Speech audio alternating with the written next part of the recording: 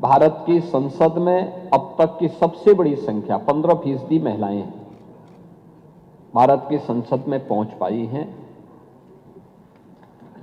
उत्तर प्रदेश विधानसभा में ये 11-12% तक ही सीमित है। अगर इसी संख्या को हम बढ़ा करके 33% अनिवार्य रूप से कर लें और कुछ अन्य महिलाएं भी अगर आएंगी तो संख्या 35 से 40% तक पहुंच सकती है, जो आधी आबादी के अनुरूप मिलने वाले उनके अधिकार के साथ साथ महिलाओं से जुड़े हुए महत्वपूर्ण मुद्दों पर चर्चा कर सके। देश आभारी है जो प्रधानमंत्री मोदी जी ने पहले वेलफेयर स्कीम के माध्यम से इन सभी कार्यक्रमों को आगे बढ़ाया।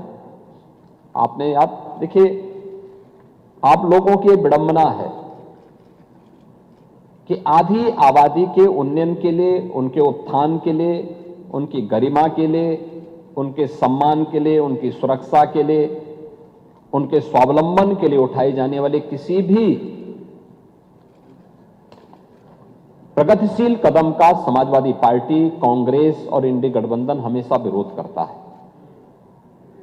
अब उठा के देख लीजिए ना, एक एक मुद्दे पर जो आचरण 16 और 17 अप्रैल को लोकसभा में देखने को मिला, कांग्रेस का, समाजवादी पार्टी का, टीएमसी का, डीएमके का, वो हर मुद्दे पर था।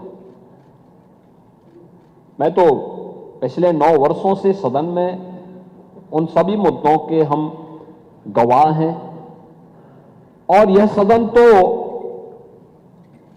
आज से नहीं, लगातार समाजवादी पार्टी के उदय के साथ ही उन मुद्दों का गवाह है जो आपके महिला विरोधी आचरण को प्रस्तुत करता है।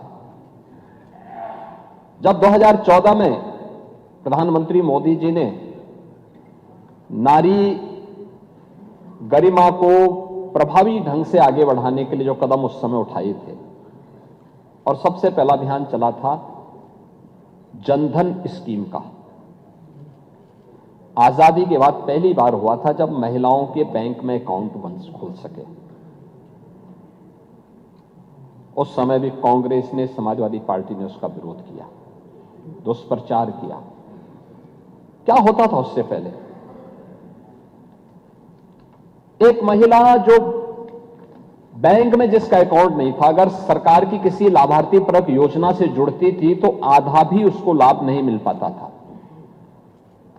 और हमारे नेता प्रतिपक्ष तो सीनियर विधायक हैं, आप तो इस बात को जानते हैं कि उनके लिए वृद्धावस्था पेंशन या विधवा पेंशन जो मिलती थी, आपके समय में 300 रुपये थी, उससे पहले 100 रुपया थी, और वह 100 रुपये में आधा पैसा केवल कमीशन खोरी का जाता था।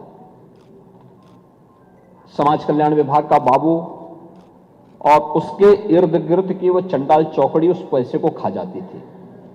वह लाभार्थी मुंह ताकता रहता था। पहली बार हुआ है स्वतंत्र भारत में जब प्रधानमंत्री मोदी जी के आने के बाद हर गरीब से गरीब व्यक्ति का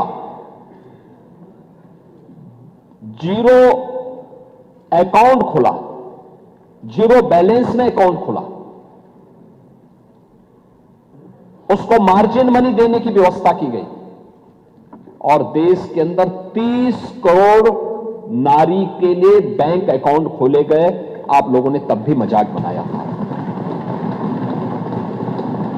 तब भी आप लोगों ने इसका मजाक बनाया था कि साहब देखिए ये अपमान हो रहा है महिलाओं का। कहां है 15 लाख रुपए?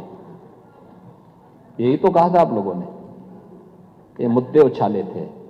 लेकिन कोविड कालखंड में आप याद करिए, शासन की योजना लाभार्थी परक अभियान के तहत सीधे हर नारी के बैंक अकाउंट में शासन की सुविधा का लाभ प्राप्त होता हुआ दिखाई दिया।